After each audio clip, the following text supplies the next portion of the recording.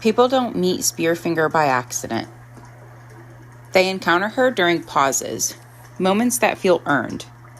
When a journey slows, when the body is tired enough to welcome company, when the mind starts scanning and starts assuming safety. She doesn't choose travelers through the trees. She doesn't stalk campsites or drift through the forest at night. That kind of danger is loud, predictable, easy to avoid. Spearfinger is different. She appears when stopping feels reasonable. At a mountain pass where the climb has already taken more than expected. Along a riverbank where water and flat ground promise rest. Near the edge of a settlement where homes are close enough to feel protected, but far enough apart that help is not immediate. These places are not isolated. They are transitional. They are where people pause long enough to make mistakes. In the Smoky Mountains, pauses matter. Travel was deliberate. Movement was calculated. Every stop was a choice, weighted against weather, daylight, and distance. And that's why Spearfinger waited. She took the shape of something familiar, an older woman, slow-moving, unthreatening. Someone who belonged. Someone who didn't require fear, only courtesy. The stories don't describe her forcing her way inside. They describe her being invited. Offered shelter, given food, allowed across a threshold where refusing would have felt wrong. Once that boundary was crossed, the story ended quickly. Not violently, not chaotically, precisely. There was no struggle in these accounts, no prolonged attack, just a single fatal mistake followed by silence. And when she is recognized, when someone notices her finger that isn't right, the hand that never quite moves correctly, she leaves. Immediately. Because the story was never about pursuit, it was about attention. Recognition means the warning worked. It means the listener learned when to stop being polite, when to stop assuming safety, when to trust that unease feeling over habit. That is why she does not linger. That is why she does not haunt. Her purpose ends the moment she is seen for what she is. In the Smoky Mountains, survival depended on knowing when to move and when not to. Spearfinger existed to punish the pause that went unexamined. Welcome back to Hexes, Haunts, and Howls. I'm your host, Cupcake. This episode focuses on Spearfinger, one of the most misunderstood figures in Appalachian folklore, and one whose story was deeply tied to the Great Smoky Mountains and Cherokee oral tradition. This is not a ghost story.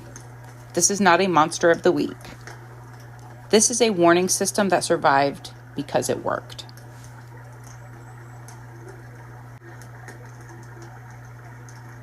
The Great Smoky Mountains sit at the heart of traditional Cherokee homelands. Long before the area was mapped, named, or designated as a park, these mountains were part of an active, live-in landscape. They were not an unknown wilderness to the people who moved through them. They were familiar, worked, and understood through daily use.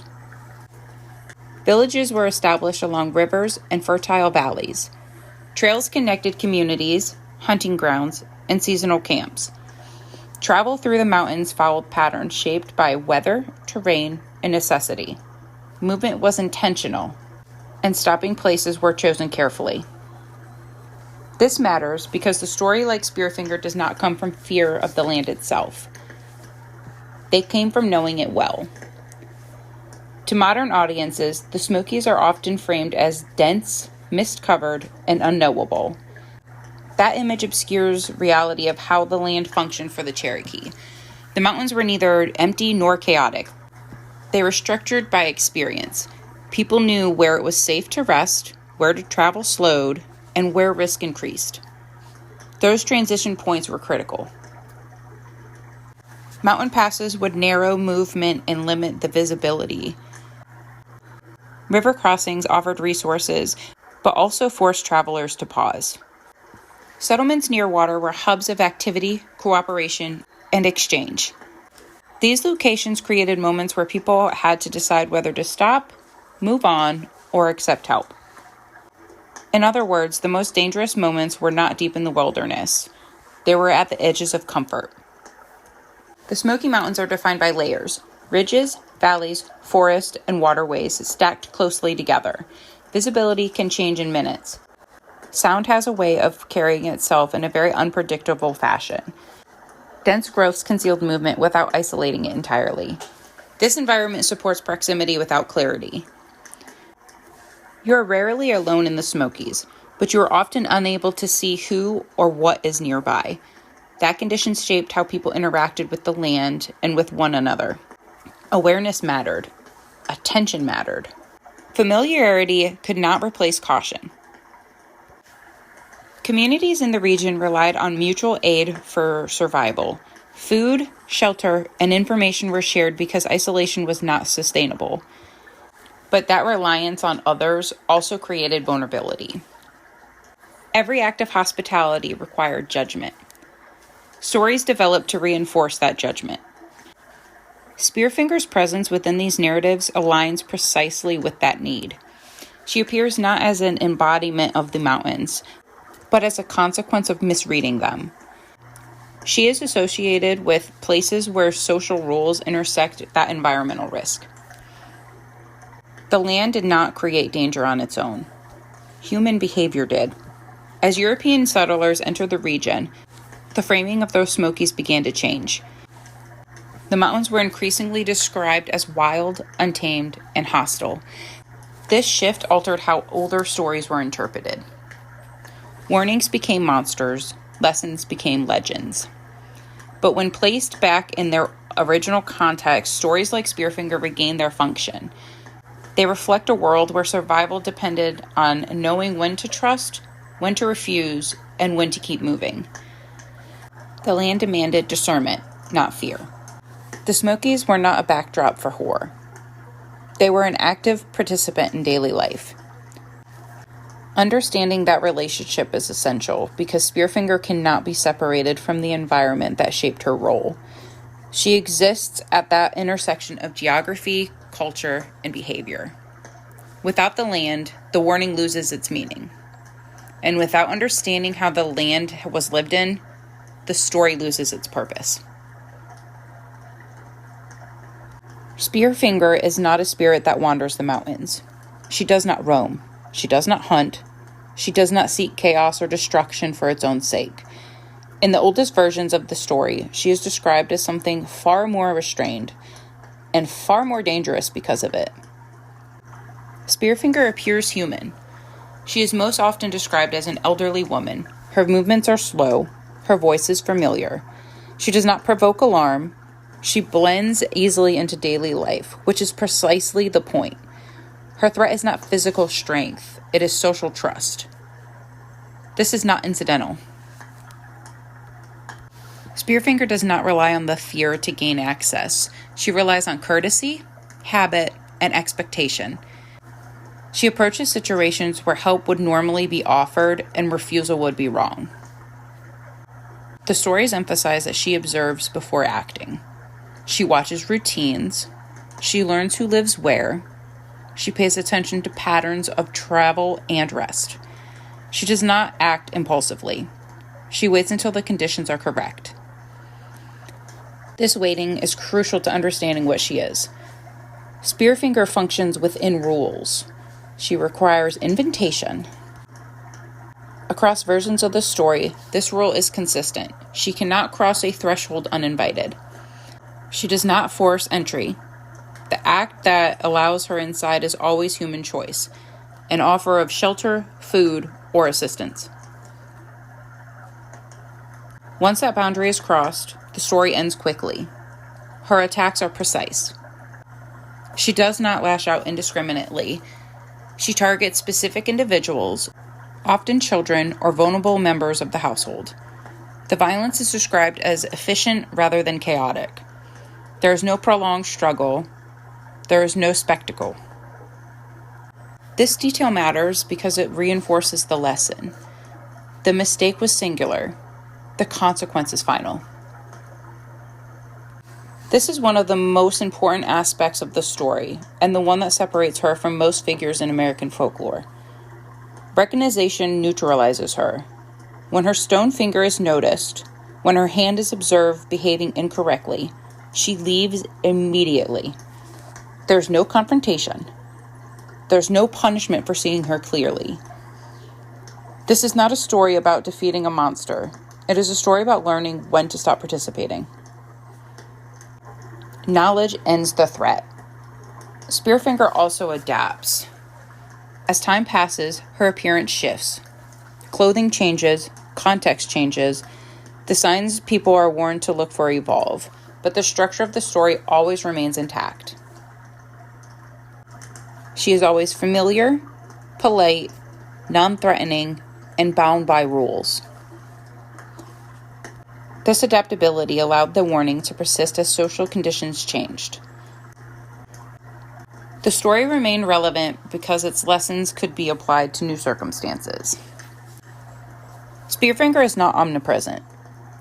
She does not exist everywhere at once. She is tied to specific conditions, moments where trust overrides caution. This makes her presence feel rare, which reinforces attentiveness rather than paranoia.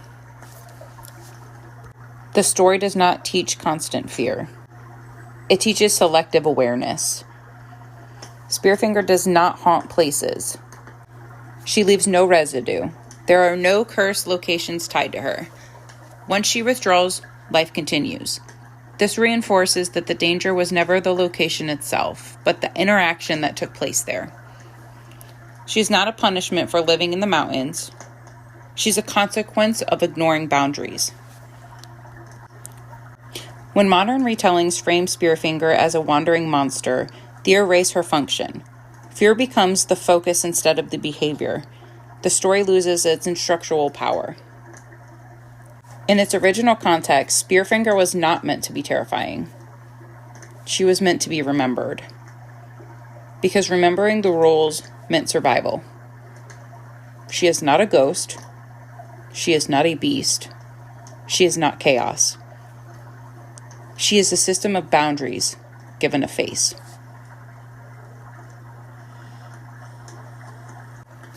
Spearfinger does not appear everywhere. This is one of the most consistent elements across versions of the story, and one of the most often ignored. She is not tied to the entirety of the Smoky Mountains, nor to the wilderness as a whole. She is associated with specific kinds of places defined by transition, not isolation. She appears where people stop.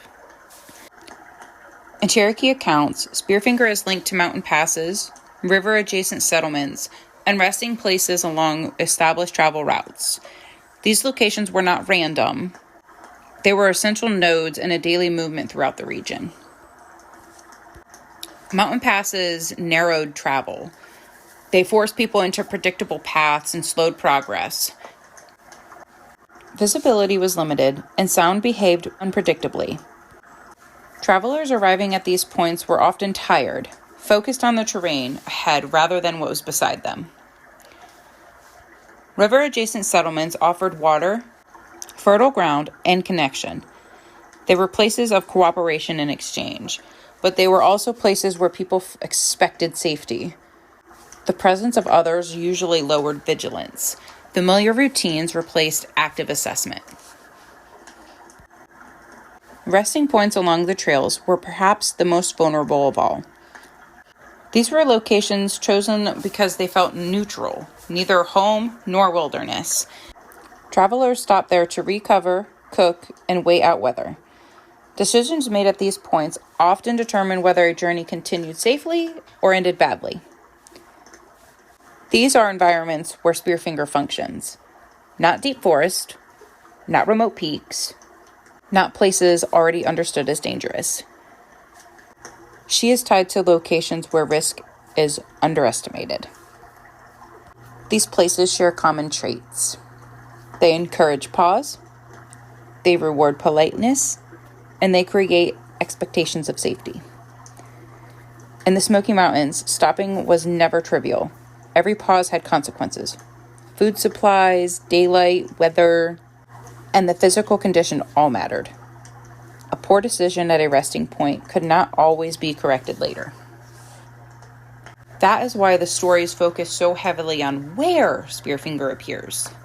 The lesson is situational. The Smokies themselves amplify this effect. Dense vegetation limits sightlines.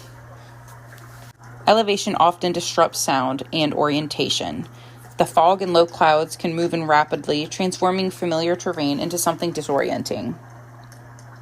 You may not be alone, but you may not know who is nearby. This creates an environment where proximity does not equal safety. Social interactions become layered with environmental uncertainty. In those conditions, attention is critical. Spearfinger exploits moments when attention fades. She does not arrive during crisis. She arrives after effort, when relief sets in. The stories consistently place her at the edges of settlements or just beyond them. These are boundary zones, where the rules of home and the rules of travel overlap. People passing through rely on hospitality. People living nearby expect visitors. Boundaries blur. That blurring is where mistakes happen. In communities that are dependent on that mutual aid, refusing help carried social consequences. Hospitality was not optional. It was survival. But the stories remind listeners that hospitality still requires discernment. Spearfinger appears when that discernment is abandoned. She does not knock in the dead of the night. She does not force entry. She does not announce herself as a threat. She appears when refusal would feel unreasonable. Location reinforces that lesson. A person encountered deep in the woods would be treated with caution. A person encountered near a river settlement or a resting point would be treated as expected. Spearfinger uses expectation as cover. This is why she is associated with places where travelers slow down rather than speed up. Movement maintains awareness, and stopping invites assumption. The Smokies provided exactly what such a threat required.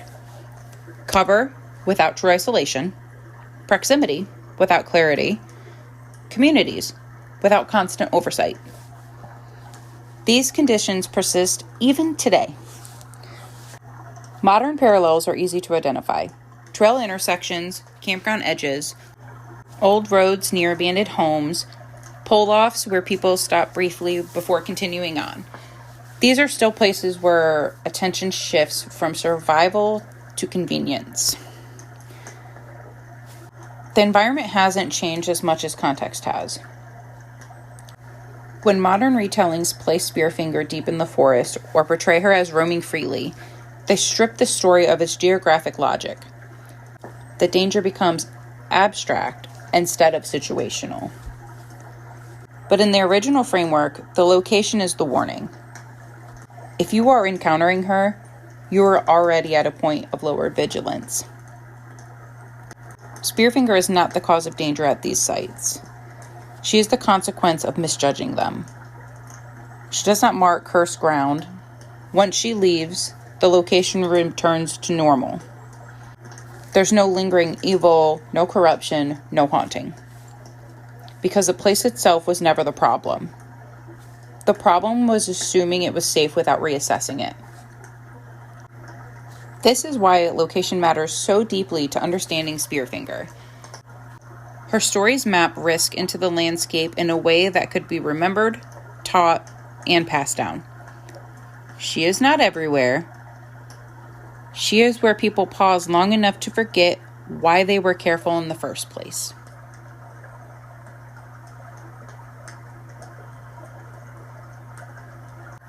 Across every version of the Spearfinger story, one rule remains unchanged. She cannot enter unless she is invited. This detail is not symbolic. It is instructional. The story does not frame invitation as politeness or kindness. It frames it as a decision with consequences. Every telling reinforces that the threshold is the final barrier, and crossing it is always voluntary. Spearfinger does not break doors. She does not force her way inside. She does not take what she is not offered. Her access is granted. In Cherokee communities, invitation carried weight. Homes were not open by default. Entry was an agreement. Accepting someone inside meant responsibility for their safety, their behavior, and the outcome of their presence. The story exploits that expectation. Spearfinger appears as someone who would normally be welcomed. Elderly, slow, familiar in speech and manner. Refusing her would feel inappropriate. Allowing her inside feels correct. That discomfort around refusal is the vulnerability. The lesson embedded in the story is not to reject hospitality, but to understand that hospitality still requires judgment. Courtesy cannot replace awareness. In many stories, Spearfinger asks for something small: a place to rest, warmth, food, help crossing a threshold. The request itself is reasonable. The mistake is not generosity. The mistake is overriding instinct to preserve social comfort. Once invited, Spearfinger acts quickly. There is no escalation, no prolonged interaction. The story ends almost immediately after consent is given. This reinforces the idea that boundaries once crossed cannot be partially reclaimed.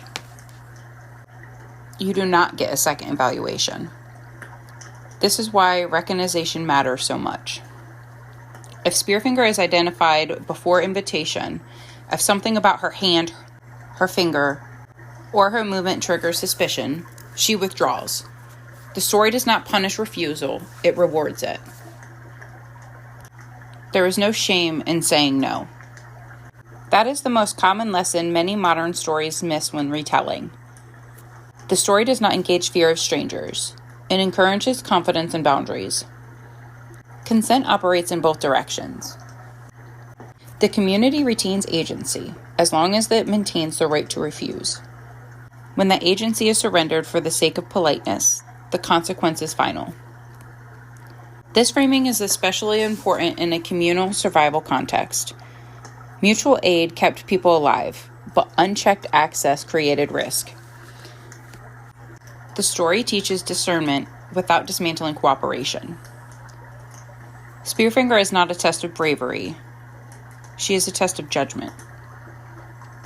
Her restraint reinforces that lesson. She does not retaliate when denied. She does not curse the household. She leaves. Because the warning has already been delivered. In later versions of the story, the language shifts, but the rules remain. The setting might change, the signs might change, but invitation is always the hinge part. This adaptability allowed the story to remain relevant across generations. The social context evolved, but the boundary rule stayed intact. Modern audiences often interpret invitation as a supernatural loophole. It isn't. It's a social one. The story teaches when to stop prioritizing politeness over safety, when to trust hesitation, when to say no without apology. Spearfinger exists to make that lesson memorable. She does not force harm.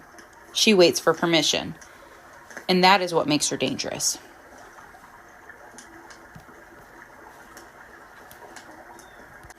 Spearfinger survived as a story for so long because she adapted. She is not fixed to a single appearance, a single era, or a single way of being recognized. As the people telling the story changed, the story itself adjusted, without losing its structure. In early tellings, her defining feature is physical: a stone finger, a hand that does not move correctly, something visibly wrong when observed closely. These details mattered in a world where danger was assessed face to face.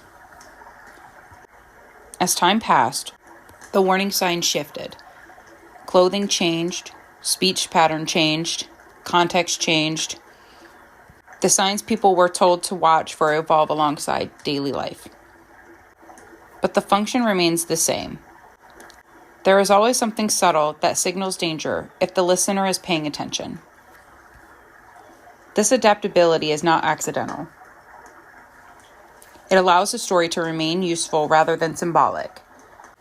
A warning that cannot change becomes obsolete. A warning that adjusts survives. Spearfinger's adaptability also reinforces restraint. She does not escalate as society changes. She does not become more violent or more aggressive in her later versions. Her behavior remains consistent. Observe, wait, request entry, act quickly, retreat if identified. This consistency matters. It means the lesson does not depend on the fear. It depends on recognition. The story does not engage listeners to fight or confront her. It encourages them to notice and withdraw consent. Survival comes from awareness, not force. That framework scales. It applies to new environments, new social structures, and new risks. The surface details may change, but the behavioral role remains intact. Spearfinger also survives because she is not omnipresent. She appears rarely in the stories. Her encounters are isolated. This scarcity reinforces seriousness. If she were everywhere, vigilance would become impossible to maintain. Instead, the story teaches selective attention. Paying attention when stopping, paying attention when inviting, and paying attention when something feels slightly wrong. That restraint prevents paranoia. It allows people to continue living, traveling, and cooperating without constant fear. The story protects without immobilizing. Spearfinger's retreat is critical to this balance. When she is recognized, she leaves. There is no retaliation, no curse, no punishment for noticing. This teaches that knowledge itself is protective. You are not meant to defeat her. You are meant to outgrow the mistake that allows her access. This is why Spearfinger functions more like a system than a character. She embodies a set of rules that remain effective regardless of the time period. The story survives because it remains relevant. It does not require a belief in the supernatural. It requires belief in boundaries. That makes it portable. As Cherokee communities were displaced, fragmented, and forced into new environments, the story retained its utility. The landscape changed, the social conditions changed, the warning adapted. Spearfinger no longer needed the exact same mountains to function. She needed the same mistakes. And those mistakes did not disappear. The endurance of the story is not a mystery. It lasted because it worked. It taught people how to survive social risk without dismantling trust entirely. It preserved cooperation while reinforcing limits. Stories like this are not relics. They are tools. And Spearfinger remains in circulation because the conditions she warns against still exist.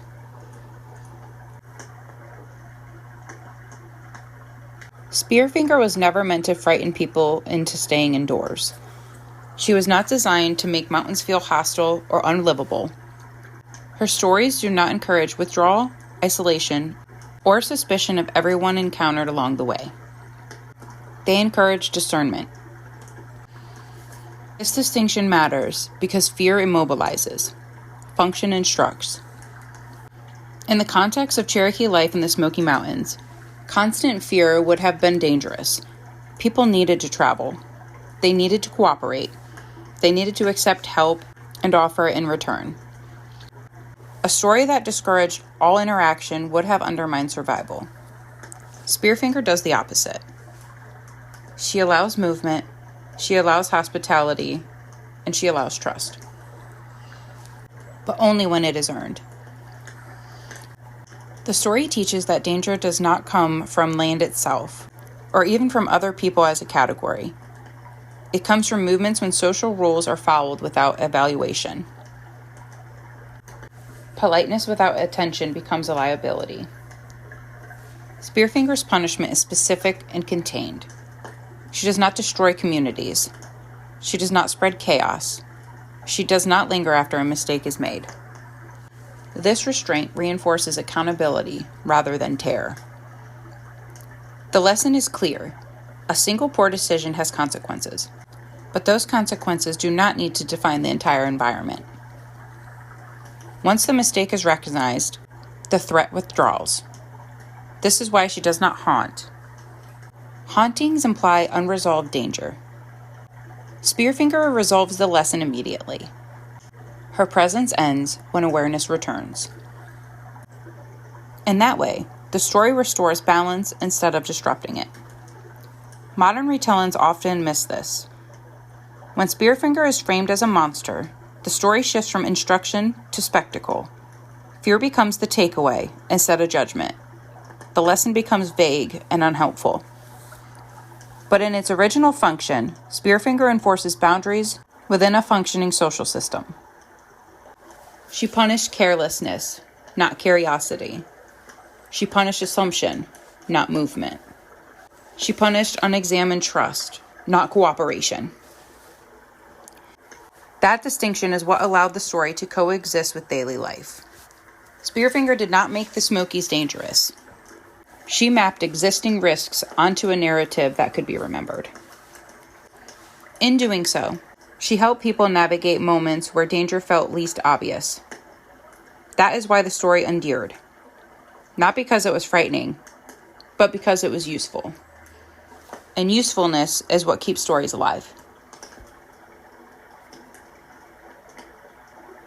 Stories like Spearfinger endured because they worked. They weren't meant to terrify people into hiding. They were meant to teach judgment, when to stop, when to move on, and when to trust hesitation over habit. In the Smoky Mountains, survival depended on understanding boundaries. These stories existed to reinforce them, long after the lesson itself might have been forgotten. This episode begins a 3-part focus on the Great Smoky Mountains. In the next episodes, we'll continue exploring the region through the stories that are grounded in place, behavior, and lived experience, not spectacle. If you have encounters, family stories, or regional accounts connected to the Smokies or Appalachia, you can share them with me at Hexes, Haunts, and Howls @gmail.com. That's Hexes, Haunts, and Howls, all one word, @gmail.com. All stories will remain anonymous. You can find submission information in the episode description. Thank you for listening to Hexes, Haunts, and Howls. I'm your host, Cupcake. Until next time, stay sweet.